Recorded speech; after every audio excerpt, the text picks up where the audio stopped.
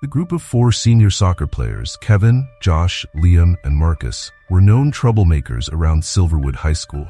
Their mischievous behavior often pushed the boundaries, but it hadn't yet landed them in any serious trouble. They were a tight-knit group, always joking and goading one another, their camaraderie often masking their poor choices.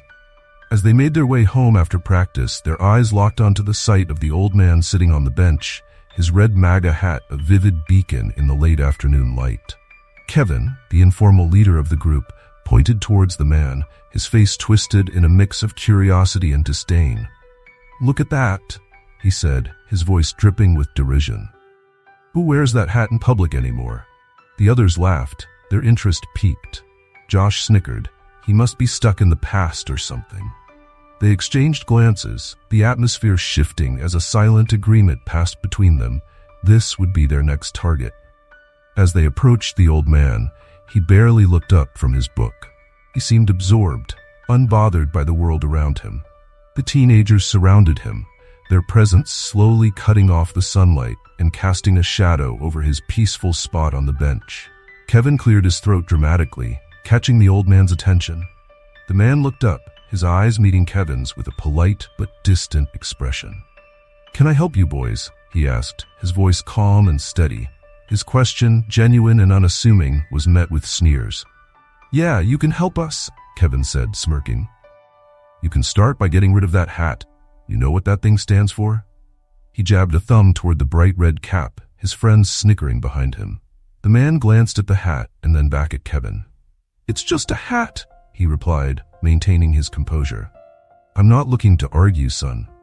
Liam, standing to the old man's right, scoffed. "Just a hat? That thing's a symbol of hate. Why are you even wearing it around here?" The old man sighed, his expression growing weary, but he didn't say anything further. He looked down at his book as if trying to return to the peace he had found before. Josh stepped closer, nudging the old man's knee with his foot. "Hey, we're talking to you. Don't ignore us," he said, his voice rising slightly. The old man looked up again, a hint of sadness in his eyes. "I'm not here to cause trouble. I'm just trying to enjoy my book." Kevin wasn't having it. He leaned in, his face inches from the old man's. "You think you can just sit here and wear that without people saying something? This isn't the place for that kind of nonsense." He grabbed the brim of the hat and yanked it off the old man's head, holding it up like a trophy. "Give that back," the old man said softly, his voice almost drowned out by the laughter that erupted from the group. Marcus, who had been watching silently, joined in, egged on by his friend's enthusiasm. "Yeah, Kev, toss it. Let's see how far it goes." Kevin tossed the hat to Josh, who caught it and immediately threw it to Liam, playing a twisted game of keep away. The old man sighed heavily, rising slowly from the bench, his joints stiff and creaky. He took a step towards Liam, who dangled the hat just out of reach before tossing it onto the grass several feet away. The group laughed again, the sound echoing across the emptying school grounds. The old man walked over to where the hat had landed. He bent down carefully, picking it up and dusting it off with trembling hands. His eyes never met those of the teenagers, and he seemed intent on avoiding any further confrontation. "You boys have a good evening," he said quietly, placing the hat back on his head. He turned and sat back down, his hands shaking slightly as he opened his book again, though it was clear that reading was no longer his focus. The teenagers stood there, somewhat taken aback by the old man's calm reaction. They had expected anger, maybe even a shouting match, but his lack of response left them at a loss for words. Kevin, trying to regain the bravado, muttered, "Whatever, let's go. This guy isn't worth it." With that, the group slowly dispersed, their laughter fading as they walked away, leaving the old man alone once again. As they walked away, Kevin tried to keep up the group's momentum by making jokes, but there was a visible discomfort in the air. Marcus walked a little slower, glancing back at the old man on the bench, a slight frown on his face. Josh nudged him. "What's up with you, man?" Marcus shrugged. "I don't know. It just didn't feel right." Josh rolled his eyes. "You're getting soft, Marcus. It was just a stupid hat." Marcus nodded, but his expression didn't change. From across the parking lot, Principal Stevens had seen enough. He had been on his way to his car when he noticed the commotion near the track. As he walked closer, he recognized the group of boys immediately. They were troublemakers, always finding ways to stir up chaos, but this time they had crossed a line. He watched as they harassed the old man, his heart sinking as he saw the MAGA hat being tossed around, and the old man's quiet dignity in response. Principal Stevens quickened his pace, but by the time he reached the bench, the teenagers were already retreating, their figures disappearing into the distance. He approached the old man, his face a mix of concern and regret. "Sir, I'm so sorry about what just happened," Stevens said, his voice filled with empathy. "Are you all right? Those boys have no right to treat you that way." The old man looked up, his eyes tired but kind. He gave the principal a small, weary smile. "Thank you, but I'm all right. It's nothing new for me these days," he said, his voice soft. He glanced down at his book, his fingers tracing the edges of the pages. Stevens felt a surge of anger at the boys, but he forced himself to remain calm. He placed a hand on the old man's shoulder. "I assure you, sir, this behavior won't be ignored. I know exactly who they are, and I will make sure this is addressed. You deserve respect, not this kind of treatment." The old man nodded, his expression grateful but resigned. "I appreciate it, son. But really, don't trouble yourself too much. I've learned to let these things go." His words were gentle, but the sadness behind them was evident, and it only strengthened Principal Stevens' resolve. "Well, I can't let it go," Stevens replied, his voice firm. "I'll be taking care of this. You have my word." He looked at the old man for a moment longer, then nodded respectfully before turning and heading back towards the school building, his mind already set on the actions he would take the following day. The old man watched Stevens leave, his eyes thoughtful. He looked down at the hat in his hands, smoothing the fabric slowly. The quiet returned, but it wasn't the same. The peace he had felt earlier had been shattered, and now the weight of the moment lingered. He tried to return to his book, but the words seemed to blur together, his focus shattered. He sighed, placing the book down beside him and gazing out at the emptying field. Principal Stevens, meanwhile, walked briskly towards his car, his mind racing. He had dealt with these boys before, always pushing the boundaries, but never quite crossing a line that would lead to serious repercussions. This time, though, they had gone too far. Stevens knew that this wasn't just about school discipline. It was about teaching these young men a lesson in respect, one that they seemed sorely in need of. He was already planning the meeting he would have with their parents, the disciplinary actions that would follow, and how he could make sure that they understood the impact of their actions, not just on school grounds, but in life. As the sun dipped lower in the sky, the campus began to empty, but the weight of what had transpired lingered in the air, a silent testament to the lessons that were yet to be learned. The next morning, the 4 students were called to Principal Stevens' office. They received the notice in their homeroom class, handed a pink slip by their teacher. It wasn't unusual for them to be summoned to the office, and they treated it with casual indifference, exchanging smirks as they made their way down the hallway. To them, it felt like they were being called in for just another slap on the wrist. When they entered the principal's office, they found Principal Stevens waiting behind his desk, his expression stern. The room, with its rows of bookshelves and a large window letting in the morning light, had a solemn atmosphere. The boys shuffled in, their smiles quickly fading when they noticed the look on Stevens' face. There was something different this time, an edge they hadn't seen before. "Take a seat," Stevens said, his voice flat and uninviting. The boys complied, sinking into the chairs lined up in front of the desk. Kevin, always the most confident, leaned back with his arms crossed, a faint, defiant grin on his face. The other 3 followed his lead, attempting to mask their unease. Principal Stevens didn't waste time with pleasantries. He leaned forward, folding his hands together on the desk. "You know why you're here, don't you?" he asked, his eyes sweeping across each of their faces. There was a heavy silence, and the boys exchanged glances before Kevin spoke up. "No, sir. We're not sure," Kevin said, his voice carrying an air of innocence that didn't match the situation. Stevens sighed, his eyes narrowing. He picked up a remote control from his desk and pointed it towards a television mounted on the wall. The screen flickered to life, showing security footage of the boys surrounding the old man on the bench. The grainy video captured their jeering, the hat being tossed, and the old man's quiet attempts to recover it. The footage spoke for itself, and the expressions on the boys' faces changed almost instantly. Josh's smirk disappeared, replaced with a look of unease. Liam looked down, avoiding eye contact. Marcus swallowed hard, fidgeting with his hands. Kevin's face remained still, but the tension in his posture betrayed his discomfort. "This," Stephen said, pointing at the screen, "is why you're here. I watched the entire incident yesterday. What you did was beyond unacceptable. It was cruel." The principal paused, letting his words sink in. He wanted them to feel the weight of their actions. He clicked the remote again, turning off the television, and leaned back in his chair. "You think you're tough, intimidating an old man who was minding his own business? Is this what you want to be known for?" Kevin shifted in his seat, the confidence beginning to drain from his demeanor. "We didn't mean—" "No," Principal Stevens interrupted, his voice sharp. "Don't tell me you didn't mean it. You knew exactly what you were doing. You saw that man and decided that because of a hat he was wearing, you had the right to harass him, to humiliate him. Did it make you feel powerful?" The room was silent. No one dared to answer. Stevens looked at each of them in turn, his eyes filled with disappointment. "Do you even know who that man is?" he asked quietly.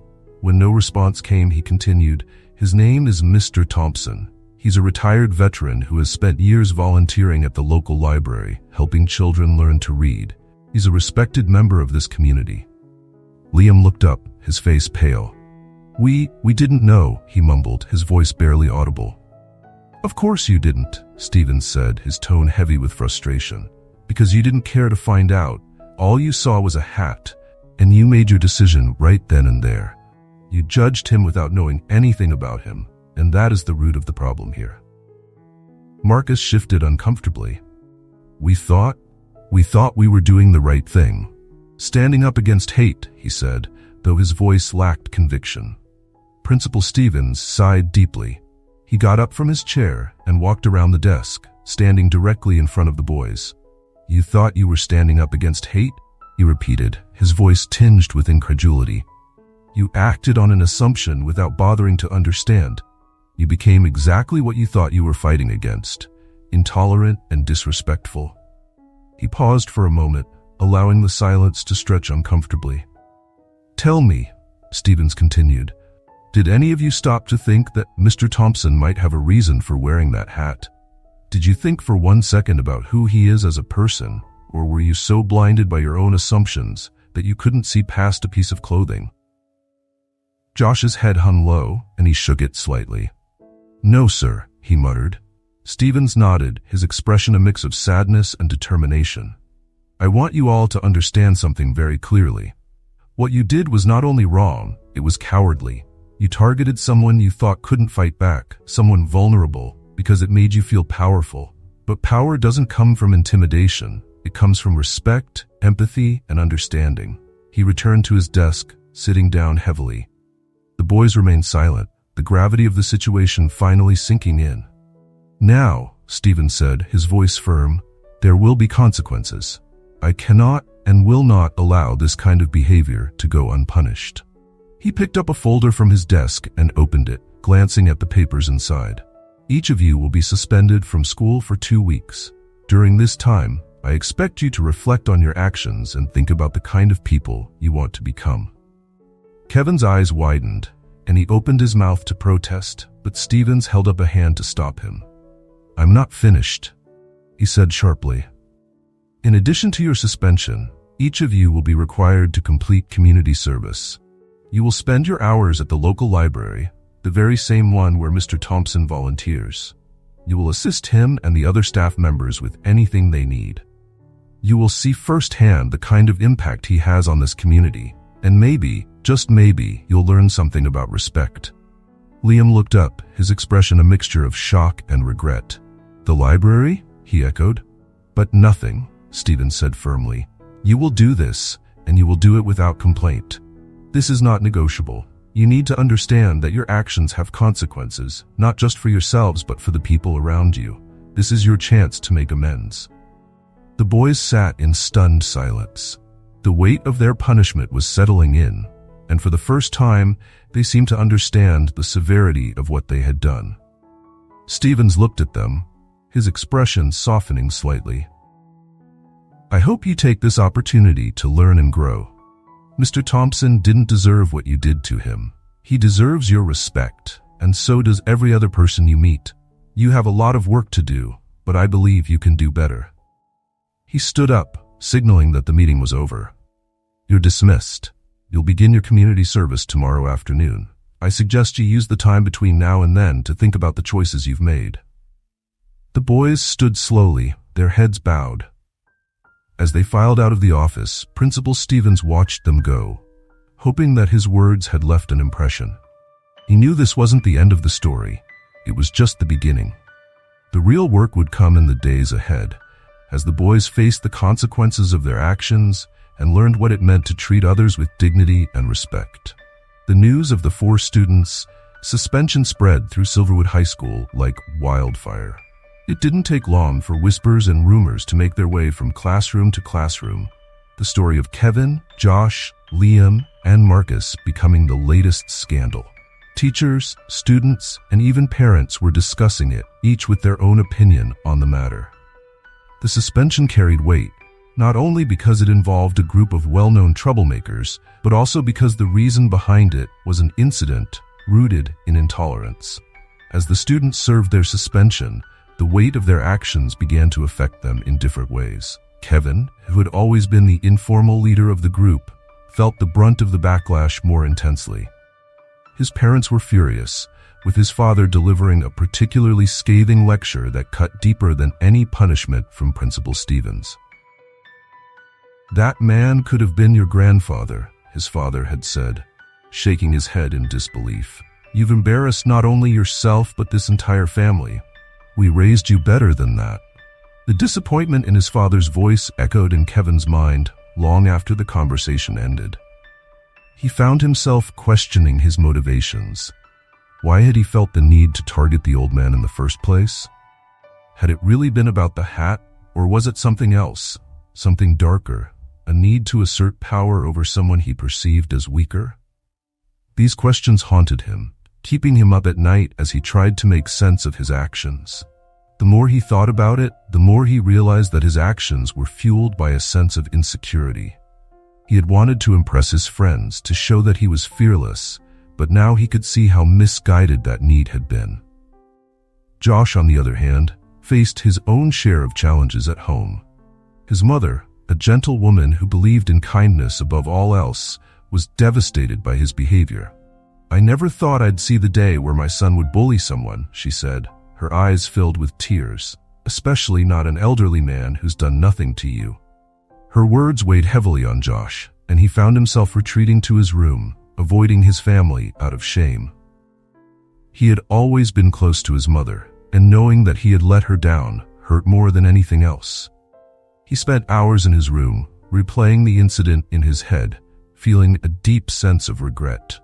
He began to realize that his actions were not about standing up for anything, but rather about following the crowd and not wanting to appear weak in front of his friends. The realization was painful, but it was the first step towards understanding the gravity of what he had done. Liam and Marcus faced similar repercussions. Liam's parents were strict, and they grounded him for the entire duration of his suspension, taking away his phone and any privileges he had. The silence at home was deafening. His parents were too disappointed to even look at him. Liam found himself with nothing but time to reflect on his actions. He remembered the look on the old man's face, how calm he had been despite their harassment. The memory made Liam feel small, and he couldn't help but wonder what kind of person he was becoming. Marcus's mother, a single parent who worked 2 jobs, was furious. She couldn't understand why her son would involve himself in something so cruel. "Do you know how hard I worked to give you a good life?" she demanded, her voice filled with a mixture of anger and hurt. "And this is how you repay me? By acting like a bully?"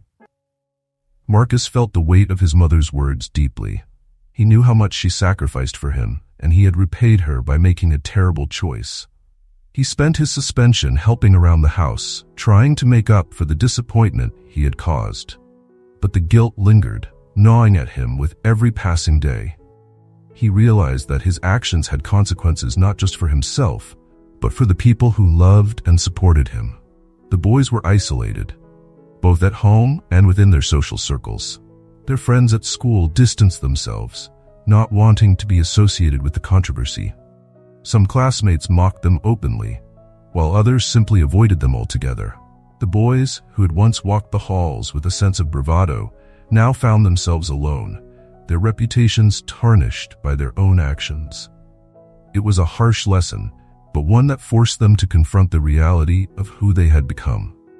Principal Stevens, meanwhile, was determined to follow through on his promise to ensure that the boys learned from their mistakes. A few days after the suspension began, he made a visit to the local library where Mr. Thompson volunteered. The library was a modest building with rows of well-worn books and a quiet, comforting atmosphere. Children gathered in a reading nook, listening to a story being read aloud by one of the volunteers. Stevens spotted Mr. Thompson near the back, organizing a shelf of books. "Mr. Thompson," Stevens called softly as he approached. The old man turned, his face breaking into a gentle smile when he recognized the principal. "Principal Stevens," Mr. Thompson greeted, his voice warm. "What brings you here today?" Stevens hesitated for a moment before speaking. "I wanted to let you know that I've taken action regarding the incident at the school," he said. "The boys involved have been suspended, and they've also been assigned community service hours here at the library. I thought it would be fitting for them to spend some time giving back to the community they disrespected." Mr. Thompson nodded thoughtfully, his eyes softening. "I appreciate you taking this so seriously, Principal Stevens," he said. "But more than punishment, I hope those boys learn something from this. I've lived a long life, and I've seen a lot of hatred and intolerance. What they did was wrong, but they're young. They still have time to change, to grow into better people." Stevens smiled, a sense of admiration for the older man washing over him. Despite everything that had happened, Mr. Thompson remained hopeful, his belief in the capacity for change unwavering. "That's the goal," Stevens said. "I want them to learn, to understand the impact of their actions. They'll be here starting tomorrow, and I hope that spending time with you and seeing the work you do will help open their eyes." Mr. Thompson nodded, his smile never wavering. "We'll see how it goes," he said. "Sometimes it takes a little bit of kindness to break through the walls people put up. I'll do my best to help them see that there's more to people than what they wear or what they look like." Stevens felt a sense of relief. He knew that if anyone could help the boys see the error of their ways, it was Mr. Thompson. The old man's quiet strength and resilience were exactly what the boys needed to witness. "Thank you, Mr. Thompson," Stevens said sincerely. "I'll leave them in your capable hands." As Stevens left the library, he felt a renewed sense of hope. He knew that the road ahead for the boys would not be easy. Learning and growth never were.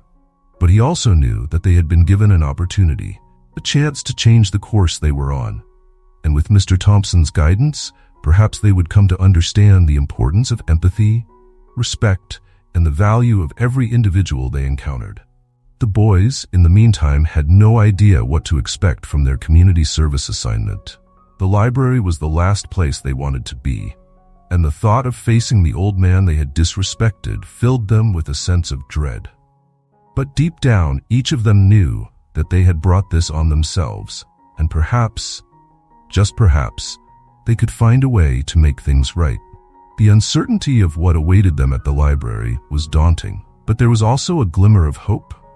Maybe this was their chance to prove, to themselves and to everyone else, that they could be better, that they could learn from their mistakes and grow into the kind of people who contributed positively to their community. It wouldn't be easy, but it was a start, and that was more than they could have hoped for a few days ago. The next day, the four boys arrived at the local library to begin their community service. The atmosphere was different from what they were used to. Quiet, calm, and welcoming. The scent of old books mixed with the gentle rustling of pages and the occasional laughter of children floated through the air. Despite the warmth of the environment, the boys felt uneasy. They were about to spend time working alongside the very man they had disrespected. and none of them knew how to approach the situation. As they entered, they saw Mr. Thompson standing by the front desk, sorting through a stack of books. He looked up and gave them a polite nod, his expression neutral. The boys shuffled awkwardly, unsure of what to say or do. Principal Stevens had instructed them to assist Mr. Thompson with whatever tasks he needed, and now that they were here, they felt the weight of their actions pressing down on them even more heavily. The library, a place of tranquility, only amplified the sense of discomfort that gnawed at each of them. Kevin, who was usually the most outspoken of the group, found himself at a loss for words. He felt a lump form in his throat as he realized how deeply ashamed he was of what they had done. Instead, he quietly approached Mr. Thompson, offering a small, hesitant smile. "We're here to help," Kevin said, his voice softer than usual. The old man regarded him for a moment, then nodded, handing each of the boys a few books and giving them simple instructions to organize the shelves in alphabetical order. The task seemed straightforward enough, but the simplicity of it only highlighted how misplaced their hostility had been. The hours passed slowly. The boys worked quietly, avoiding eye contact with Mr. Thompson and with each other. The work was monotonous, but it gave them time to think. As they moved through the rows of shelves, they watched Mr. Thompson interact with the children who came in, helping them find books, answering their questions, and even sitting down to read stories aloud. His kindness was evident, and it made the boys feel even worse about what they had done. This was a man who genuinely cared about his community, who treated everyone with respect, regardless of their age or background, and they had treated him with nothing but disrespect. By the second day, the awkwardness still lingered, but something had begun to change. The boys were more observant, paying close attention to the way Mr. Thompson worked and the joy he brought to others. They overheard parents thanking him for his help, and they saw the way the children's faces lit up when he greeted them by name. It became impossible to ignore the fact that Mr. Thompson was not just an old man in a hat. He was someone who was making a real difference. It dawned on the boys that their actions hadn't just been a meaningless prank. They had hurt someone who gave so much to others. By the third day of their community service, the boys began to feel a shift. They were no longer just going through the motions. They were starting to appreciate the library and the work that Mr. Thompson did. They saw how much joy he brought to the children, how the parents who visited the library greeted him with warmth and gratitude. It became clear to them that Mr. Thompson was not just some old man in a hat. He was a valued member of the community, someone who had earned the respect of everyone around him. They felt an urge to be part of that community in a positive way, rather than as a source of trouble. It was Kevin who finally decided it was time to apologize. He had been thinking about it since the first day they arrived, but he hadn't known how to approach Mr. Thompson. Now, seeing the man sitting at a table, patiently helping a young boy with his reading, Kevin felt a surge of determination. He gathered the other boys and approached Mr. Thompson, clearing his throat to get his attention. "Mr. Thompson?" Kevin began, his voice hesitant. The old man looked up, his eyes meeting Kevin's. There was no anger in his gaze, just a quiet curiosity. We wanted to say sorry for what we did. It was wrong, and we know that now." The other boys nodded, their faces flushed with embarrassment. Marcus stepped forward, his voice barely above a whisper. "We didn't know anything about you. We just saw the hat and made assumptions. We were wrong, and we're really sorry." He could feel his heart pounding as he spoke, and he hoped that Mr. Thompson would understand that they genuinely meant it. Mr. Thompson listened quietly, his eyes moving from one boy to the next. He could see the sincerity in their expressions, the genuine regret that they felt. He let the silence hang for a moment before speaking. "It takes courage to admit when you're wrong," he said, his voice gentle. "And it takes even more courage to apologize. I accept your apology. I hope that you've learned something from all of this. It's not about the hat. It never was. It's about treating people with respect, no matter what they look like or what they believe." The boys nodded, a sense of relief washing over them. They had been dreading this moment, but now that it was over, they felt a weight lift from their shoulders. Kevin looked at Mr. Thompson, his voice earnest. "We have learned, sir, and we're going to do better. "We promise." His friends nodded in agreement, each of them feeling a renewed sense of purpose. Mr. Thompson gave them a small smile, nodding. "That's all I can ask for," he said. "We all make mistakes. What matters is what you do after those mistakes, how you learn from them, and how you grow." He extended his hand, and one by one the boys shook it, their expressions filled with a mixture of gratitude and determination.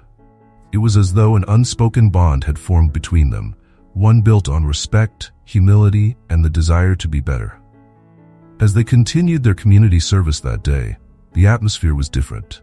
The boys worked with a renewed sense of purpose, no longer avoiding Mr. Thompson, but instead actively seeking ways to help. They asked questions, listened to his stories, and slowly began to understand the values that Mr. Thompson lived by. It wasn't about politics or appearances. It was about kindness, empathy, and the importance of treating every person with dignity.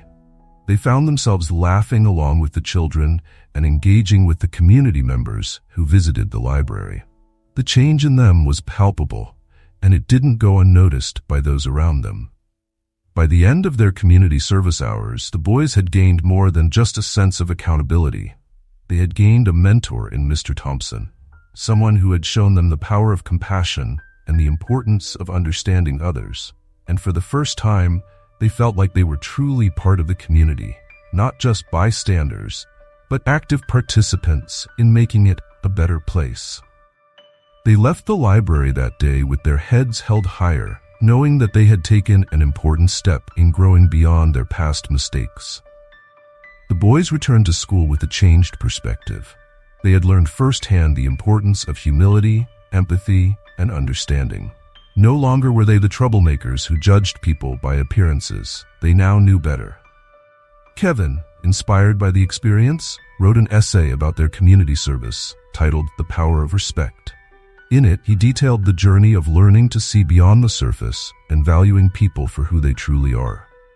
It became a powerful reminder for his classmates, sparking discussions in the school about empathy and kindness. Principal Stevens, pleased with the transformation he saw in the boys, decided to implement monthly workshops on empathy and respect, using their experience as a case study. He hoped it would help other students learn these valuable lessons without having to make the same mistakes. As for Mr. Thompson, he continued his work at the library, his heart warmed by the boys' change. He had always believed in the potential for growth in young people, and this experience only reaffirmed that belief. Before you go, think about how you might react in a similar situation. Would you judge, or would you take the time to understand? Let us know in the comments, and don't forget to like and subscribe for more stories of growth and redemption.